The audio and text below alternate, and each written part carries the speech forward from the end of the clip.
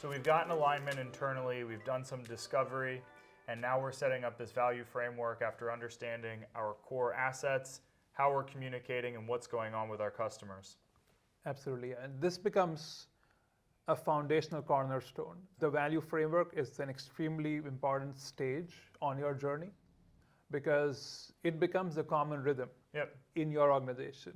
Every function, going back to one of my earlier comments, right from product marketing all the way to customer success and your TAMs, and in fact, extending to your channel partners as well. That's a very interesting angle about all of this, is how do you take this goodness from your organization to your channel who's also selling with you and for you. Absolutely. Everybody will sing from the same songbook if you have this value framework codified nicely. That's excellent. We've established this value framework internally. It's an asset, it's a piece of content, not only for internal use, but potentially to educate the channel as well. What's the next step? Where do we take it from there?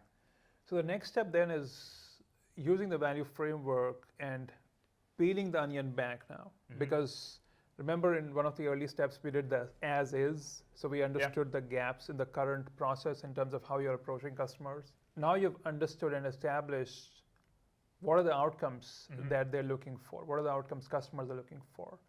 Now, if we were to start designing the future state process, how would you approach customers differently in terms of understanding their business goals, the problems that they face with those business goals, and then creating the, basically inserting the value framework in that conversation. So this is now creating a more optimal method of approaching our customers is the value map.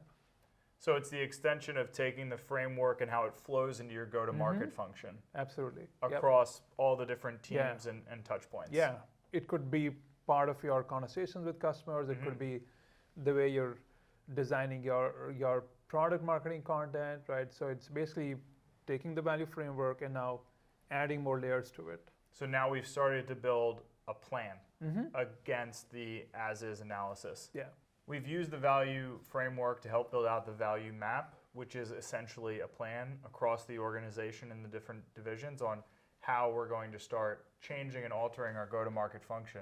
That just sounds very complex and very deep to me. It'd be very easy to get lost in the sauce, if you will. How do you move from that value map, that value plan, into actually short-term, tangible action items and steps that an organization can easily digest? Because it'd be very easy to get overwhelmed with what you're looking at on that value map.